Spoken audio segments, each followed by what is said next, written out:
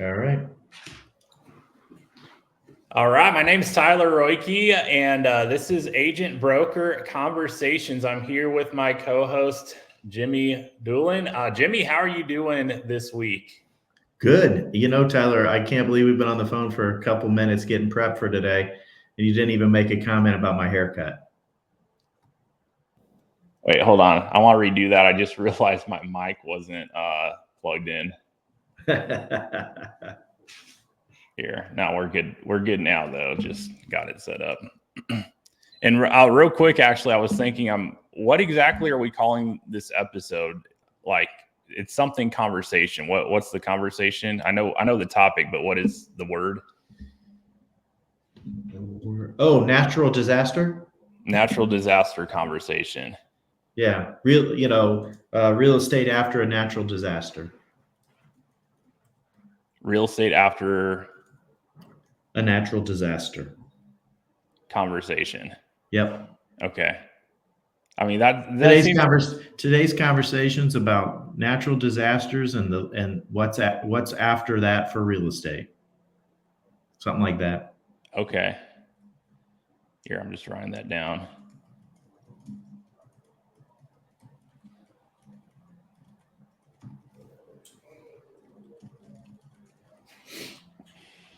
All right. I'll just cut the first part out here, so we're good. Yep. All right. This is Tyler Royke, and this is Agent Broker Conversations. I'm here with my co-host, Jimmy Doolin. Jimmy, how are you doing this week? I'm doing all right, buddy. I got, I think, two personal changes. One, I can't believe you didn't notice I got my hair cut. And the other, I'm trying to pass a kidney stone. On Friday, I went to the hospital, and this stupid thing won't go away. Oh my goodness. Well, I hope that you get through that as quickly and as painlessly as possible, if that's even a thing. But I actually need a haircut. That's, if you see me wearing my hat often, that's usually what I'm covering up. So, but yeah, hopefully I'll get one here in the next week. But yeah, like I know there's a lot happening out there right now. Just seasonally. Weather-wise, it's kind of crazy to hear about what's going on throughout the country. That actually leads to the topic at hand today. We're going to be talking natural disasters and having a conversation around it, and specifically what happens with real estate in these scenarios. So, yeah, with that in mind, any particular place you want to start, Jimmy, or I guess anything? First of all, I'm going to tell you that I thought this was a phenomenal topic. I really enjoyed digging into this, but yeah, there are some things. There was plenty of research out there and things to look at in terms of this, but there was these points that one of them. This came from impact of natural disasters on home ownership. It says key takeaways: after natural disasters, housing for survivors may be harder to find and more expensive in nearby areas.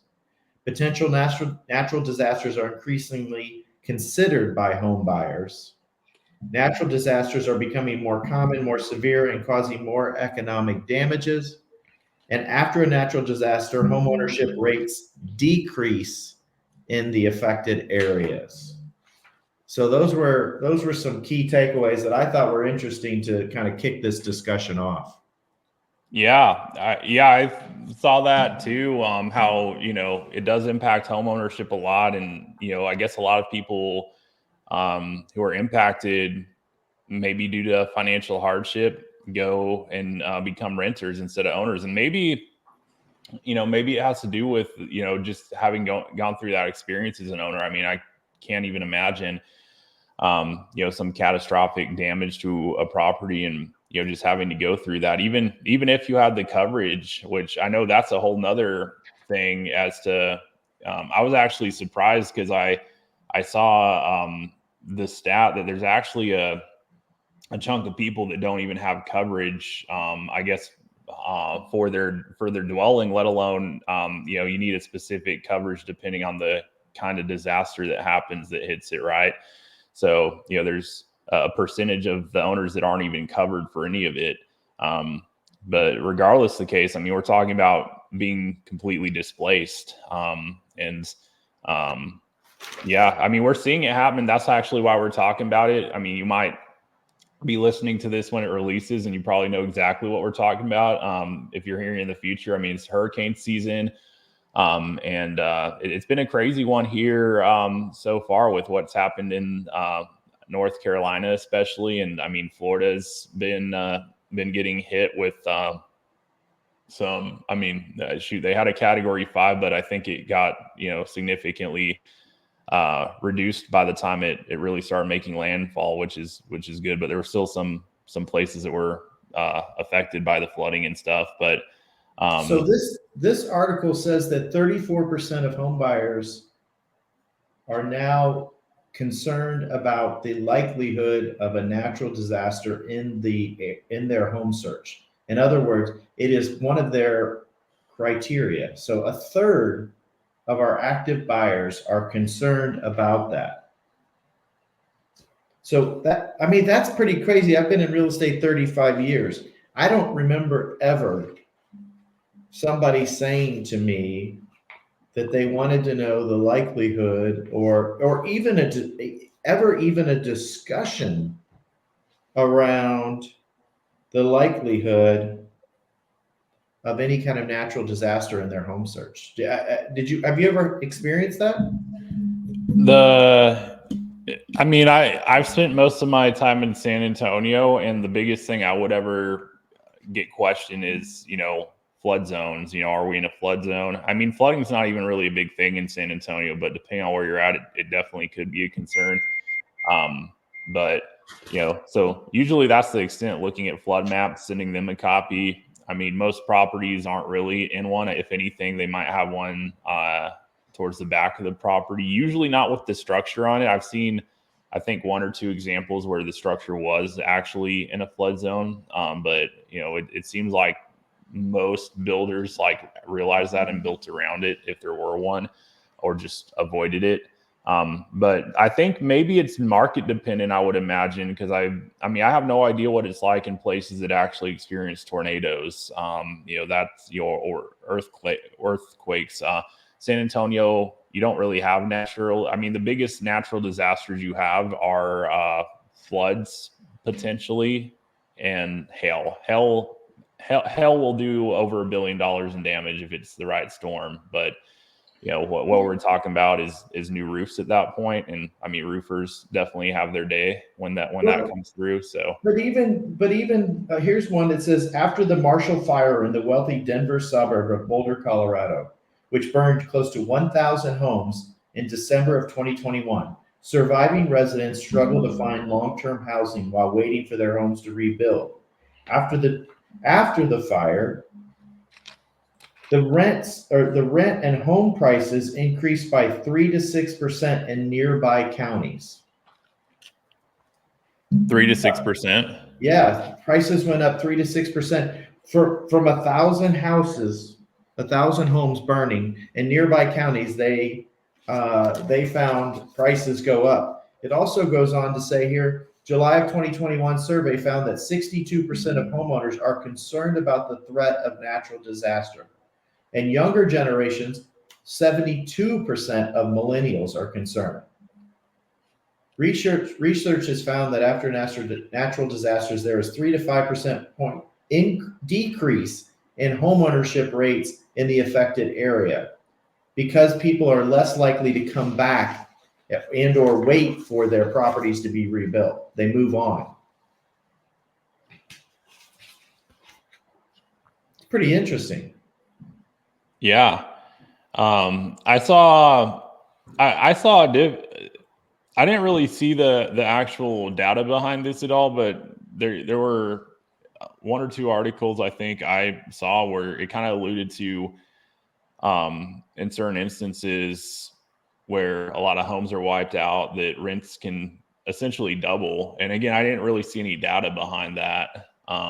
So I was kind of, and not really sure what to make of that. But I mean, to me, it kind of makes sense if you have a lot of the market that just gets completely wiped out and people need a place to stay, I would imagine that you could have a significant jump like that in any available housing. Because I mean, at this point, right? I mean, we just generally speaking, I mean, it's not like we have an oversupply of housing, right? So, you know, what would happen if most of the inventory or available housing was completely, destroyed? And on top of that, now you have a lot of people displaced that need a place like right now, you know? So, the 2017 Hurricane Harvey in Houston says that Houston's the fourth largest city with 2.3 million people. mm-hmm. It says reports indicate that approximately 1/3 of Houston housing stock was damaged or destroyed by the Harvey floods. A third of the housing stock of a city of 2.3 million people. Goes on to say approximately 45%. How do you guys say this? Houstonians? Houstonians. You know what's funny? I never really hear that, but I guess. Okay, well, that's the article. So the folks Yeah. in Houston were 45% of the folks in Houston were renters before the storm. Estimates are now that approximately 6% of the apartments were damaged due to Harvey.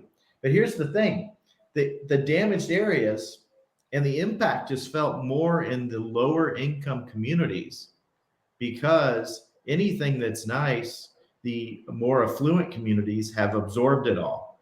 So when you're starting to look on short-term rentals or long-term rentals, even apartments, etc., the folks that have insurance, the folks that have access to resources, tend to be the more affluent. So the less affluent people really struggled.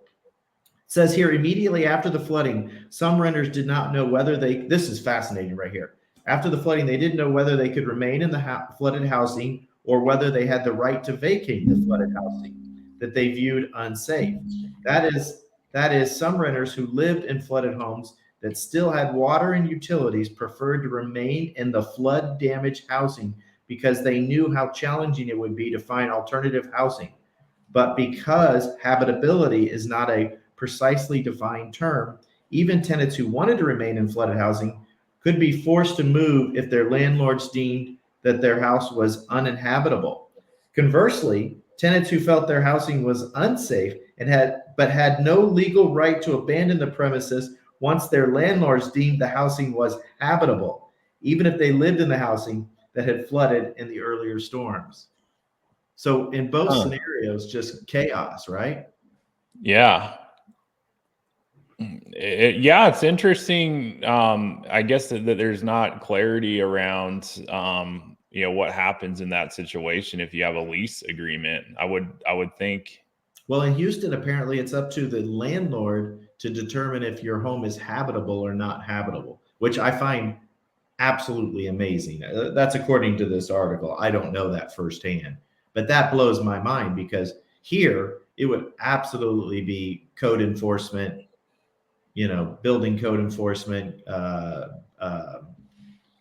health and hospital, I mean, it would be numerous different entities here, Board of Health, et cetera, that would come out and determine if your property is habitable or not habitable. Sure. It says here, the owners of flood damaged homes have some control over where they will live and their overall housing costs, especially if they have flood insurance. In contrast, because landlords decide when or whether to rebuild damaged rental units, the amount of rent they will charge once the units are repaired, renters do not have the level of housing security that homeowners have. Moreover, given how rental properties in Louisiana, Mississippi, and Texas responded to Hurricanes Katrina and Rita, Houston renters may face housing insecurity for years. A 2010 HUD study that examined residential housing markets after the hurricanes found that as many as 25% of residential properties still had substantial repairs needed 5 years after the hurricane, and that approximately 17% remained uninhabitable.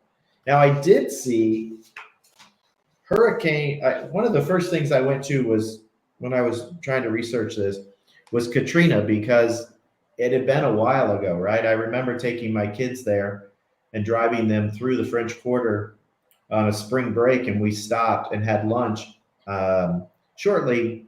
I don't remember exactly the time, but shortly after, it would have been the spring break after the Katrina hit, so that we could, do our part, if you will, to contribute a little bit to the economy and help somebody keep their restaurant afloat, et cetera. And also just a life lesson so the kids could see and experience the pain and understand why people need to do stuff to help other folks. But here's what it says: in the 10 years since Hurricane Katrina, which they're just celebrating that 10-year, in the 10 years after the Hurricane Katrina, the prices have increased more than 80% in New Orleans. So if you're a seller and you own property in New Orleans and you made it through Katrina, prices are up 80% 10 years after that hurricane. That's pretty crazy. That's big numbers. And what's interesting, like if we're looking at where I think some of the most prone areas are to, catastrophic damage, we're talking high-end areas. Like what comes to mind, I mean, coastal areas in Florida, right? I mean, another example would be Hawaii. A lot of the, I mean, shoot, you really do have, if you think of supply, right? I mean, you can't really get more limited than an island. But I mean, Maui comes to mind, for example, very high price points. And so I think on one hand, like in the Houston example, it's the lower end properties that probably got the most impact, that, we're probably in the most prone areas to the disaster. But on the flip side, you see other areas where, you really do have a limited supply of the oceanfront property, or, like I said, an island, you only have so much land on the island. But, so I could see in those situations how, okay, yeah, it would make sense that, the values wouldn't completely tank. I mean, at some point in time, as stuff is fixed or rebuilt or whatever the case would be, I wouldn't think that the land value goes down significantly, because maybe, I don't know, maybe it's factored into the thought of like, because I don't really know what it's like to live in one of these places, but maybe, I wonder to what extent, like if you live in a coastal area, that you just understand that this is part of what you signed up for, to have this ocean view, to have this, all these things you like about it. This is just part of, okay, this could happen at some point. Yeah, but what seems to be more than anything is the cost of insurance. Mm-hmm. That seems to be what's driving a lot of the heartache when I look at this, because so many people repeatedly, so many conversations and comments and articles repeatedly bring up the lack of insurance, and that's becoming more prolific and more of a problem, which is causing bigger pains. I mean, here's one that says 148 billion, the cost of climate-related weather disasters in 2021. 148 billion dollars in 2021, which was the second worst year on record and had 724 deaths across the United States. That's pretty huge. But I thought, I just assumed that this was going to, when we picked this topic, I really thought what we were going to find is that investors swooped in, bought everything up, made millions and millions and millions and millions of dollars, and then left. But that is not what the data shows. It doesn't seem to support, at least I didn't find anything. Did you? No. And I was curious about that because, I mean, to me, well, thinking back to Houston, I think there were a lot of investment opportunities from what I've heard about it, as far as, I mean, because a place like Houston, probably as with, many big cities, there's a lot of fix and flip investors, a lot of wholesalers. So I think there were a lot of flood properties that came through at that point from people that were looking for those kind of deals. But I think they were the same for the most part, probably the same people that were looking for deals prior, off market stuff. So That's exactly right. So according to the Wall Street Journal, there was a published article, Big Storms and Fires Clear Path for Disaster Investors in 2019. I went and just kind of summarized it all here. In addition to the economic role and the rational of housing flipping distressed property markets, there is little empirical evidence that investor acquisitions increased after natural disasters. The figure below reveals no systemic increase of investors' purchases in Houston relative to the rest of Texas following major flooding events. While there was an uptick in single-family acquisitions by investors after Hurricane Harvey, the pattern did not emerge until almost 6 months after the storm, and much of the increase dissipated the following month. The story of distressed sales would be stronger if it occurred in the immediate aftermath of the disaster, before the bulk of the insurance payments and recovery aid kicked in. And then there's a graph, and it's right. I mean, it just shows a real, minor uptick in sales post-disaster. And I just thought for sure that we were going to see, those prices or see those homes just gobbled up by investors, and that they would control the market. But it just doesn't appear to be that way. The impact of hurricanes and natural disasters on real estate. Kind of the main areas: property damage, insurance cost, market dynamics, supply and demand, construction and long-term livability, and changing of the buyer's preference. I guess that's the one that, was kind of most interesting. Was the buyer's preference and how these storms impact the buyer's preference on that particular area. And the states with the most natural disasters: Florida, Texas, California, Louisiana, North Carolina, South Carolina, and Alaska. Boy, I don't ever remember hearing one of Alaska. Huh. That one, I'm assuming it's snowstorms or something, but I'm unfamiliar with any in Alaska. There was a nice article. I say nice, there was an informative article regarding Florida and the most recent storms and what they're going through. But it's I guess it's people being able to rebuild, and I think the thing that I got the most was just that there's just, in many cases, nowhere for someone to go. No options, no viable options, and when we talk about these disasters, it's just not the house is gone, it's the life is gone. Everything, and it's obviously in some cases even human lives are gone, but it's the house, it's the clothes, the car, the job, the grocery store, it's all the essentials. And those certainly have a long-term impact. Even New Orleans, despite many of its areas being what they say better than they were before, there's still many areas that are still affected because, the impact of those storms was just so great. Now some good stuff was there was a gentleman who there was a story about this gentleman who was, I think he was in delivery or something, maybe drove a truck or something, and grew up in New Orleans, and after Katrina ended up becoming a home builder and started a whole new career. And because he was a native to the area, took a tremendous amount of pride in the restoration of these homes and preserving them and not just tearing them down.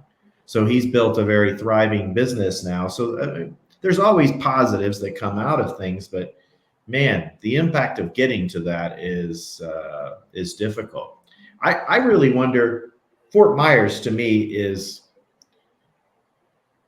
a podcast all in of its own. When you think about those guys just got through a storm and cleared the beaches, cleared the debris, and now they've got a second one. I mean, I don't know. I haven't been in Fort Myers in a while to know what that area looks like, but they lost a lot.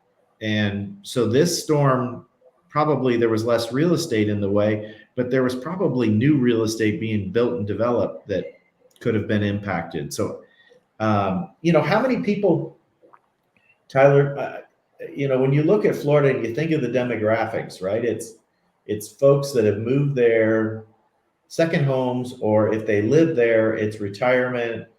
More so than not, they're in Fort Myers, they're slowing down, they're retiring. It's that condo that they had for many years for holidays, et cetera. Now they live there. How many people just are going to weather the storm to go back through 3, 4, 5 years of cleanup, construction, the cost, the time, et cetera, versus just say, you know what, I'm X years old and I don't have 5 great years left to wait, and they just exit the market and go somewhere else. I don't know what percentage that is, but I got to think that's a notable percentage of the population. Yeah, I would think so. Thinking back to Hurricane Katrina, there were a lot of people from there that ended up in Texas. And I think a really solid amount actually ended up staying in Texas. So it wasn't really a temporary thing at that point. And I was looking it up. It sounds like there were something around 200,000 people that essentially moved from Louisiana to Texas while that was happening. And so probably ended up in Houston, San Antonio. I know for sure some ended up in San Antonio because I met them. But I would think it's something like there's probably a portion, of the market that ends up, again, not wanting to go through that. I would imagine they probably look elsewhere, somewhere where maybe it's less prone to disaster. And that's kind of what I'm seeing too. And some of the data here is that, in some cases people will relocate to less prone areas. And, in other areas, that's where you might have people just hesitant to purchase again. Maybe they would rather not, actually own the property if something came through again in that situation. So maybe that's what's kind of contributing to ownership decreasing in those scenarios. Yeah, I there's that 3 to 6% of people that in that area. So I mean, I don't know I don't know what the population of New Orleans was, but if we took 5% of the population of Louisiana and the areas affected in Louisiana, if we took 5% of that population, that's a big number. I mean, that means, I'm in Indianapolis and so we've got about 1.3 million with our, Indianapolis and the donut counties. So, when you take, that's 500,000 people that's 50,000 people that are going to be dislocated, and leave and never come back. That's with Katrina, April 2000, the population was 484,000. And after Katrina, July 2006, it dropped to 230,000. So they lost over half their population. And even as of 2020, it's still down 100,000 from 2000. That's amazing. Mm-hmm. I mean, that is truly amazing. Well, it appears that the long-standing impact from that market, from a real estate perspective, which obviously is the focus of our conversation, it appears that it has a higher rate of affecting lower income people because they have less options, less choices. they can't compete for the housing stock that's available, whether it's a temporary housing stock or a permanent housing stock. They have less resources to compete. It appears that renters are affected at a higher rate than homeowners in terms of the amount of things that affect them, because they don't have the same control mechanisms in place as those of home ownership. And it appears that the long-term effect is the cost of insurance. But it doesn't appear that over the long haul that your community will be overtaken by investors, and it doesn't appear that the costs there's a long-term detrimental aspect to the value of real estate.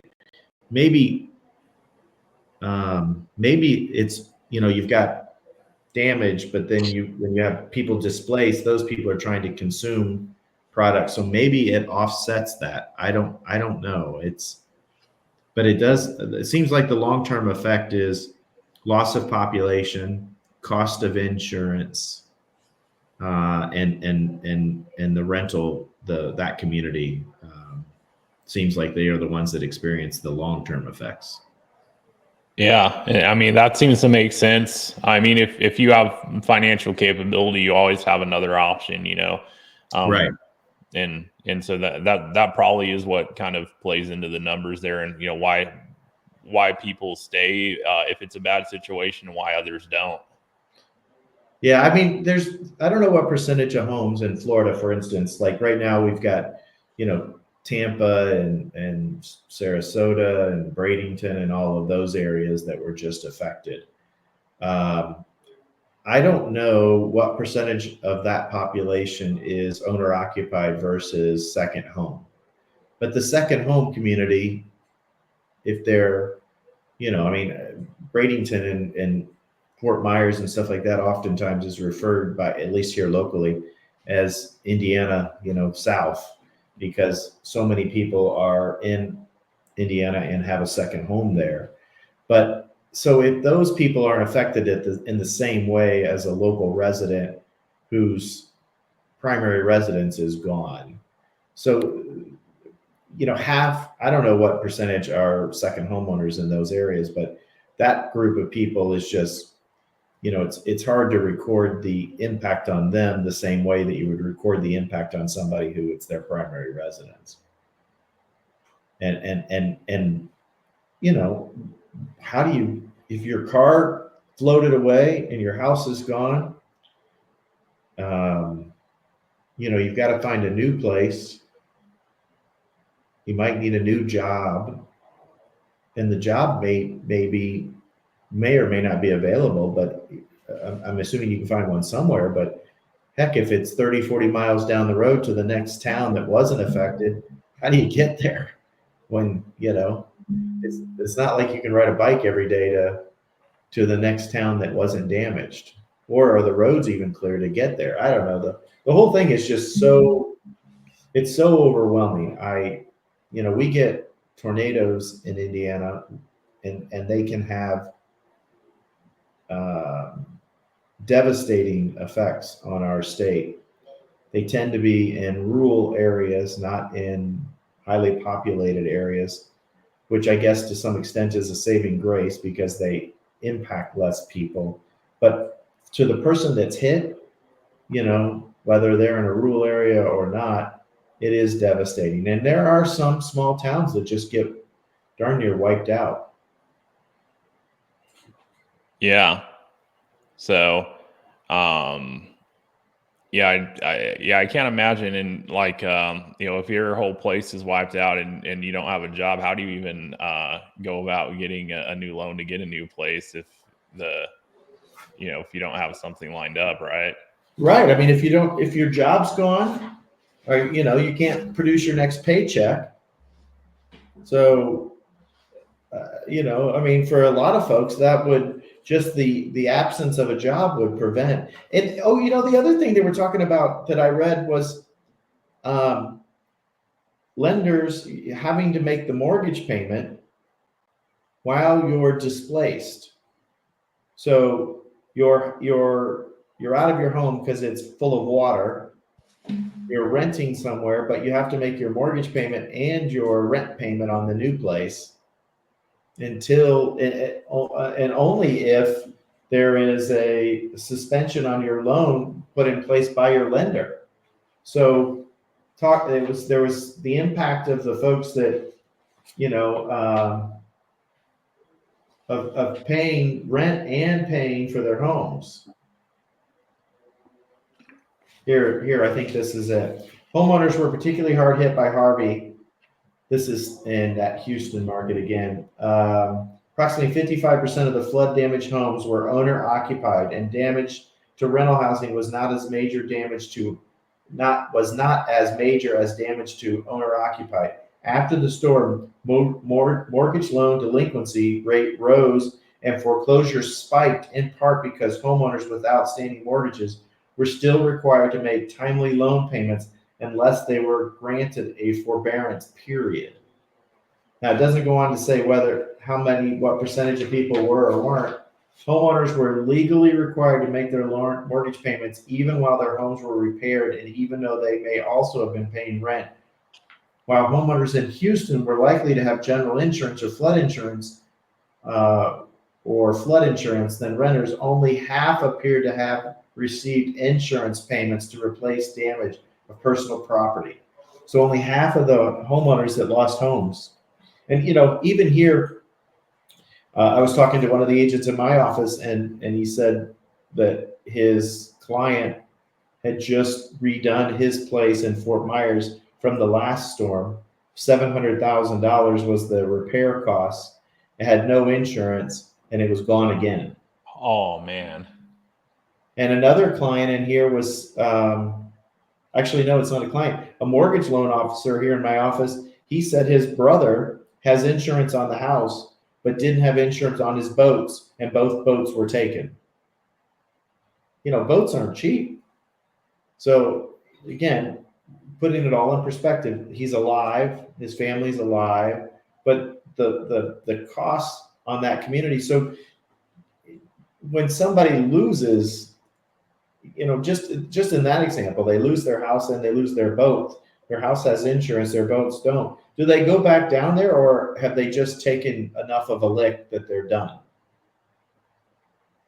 Yeah, I don't know. I feel like it's probably different for everyone, but yeah, I can't imagine. Like, do you want to rebuild again when? I mean, that's crazy. You know, to $700,000, throw it in a bucket, light it on fire, and then start over again. Yeah. I don't know, buddy. I don't know. It's an interesting topic, and I'm sure one that will continue to be discussed. Certainly, the insurance. There are now only a few companies offering insurance in Florida for homeowners. So there's a crisis brewing in terms of insurance as well. That I don't know if you're going to be able to get insurance. I know you couldn't get car insurance down there for a while. It was state issued only. There are some carriers that have started to issue insurance, but these areas, if they're prone for storms, the likelihood of being able to reinsure and do this again is not likely. It's just difficult. Well, any closing words from you, sir? No, I mean, I would actually love to hear from our listeners, though. Just, you know, have you had, I mean, what's your experience been like with natural disasters where you live or where you've lived? I mean, and anything related to what we're speaking of that you've personally seen or experienced, we'd love to hear in the comments if you want to leave a comment wherever you're listening to this. Yeah, for sure. That would be great. If you have experienced any kind of natural disaster, if you have firsthand experience and can tell us your story, man, that'd be great. It'd be powerful to be able to share that information because you know so much more than we do by reading and researching what's online. So, well, please come back for the conversation every Tuesday, 9 a.m. Eastern, where ABC Agent Broker Conversations will continue. tackling the interesting subjects that affect the real estate market. I'm your host, Jimmy Doolin, along with Tyler Roki, and we're here to have a conversation and hope you see you next week. Take care. Awesome.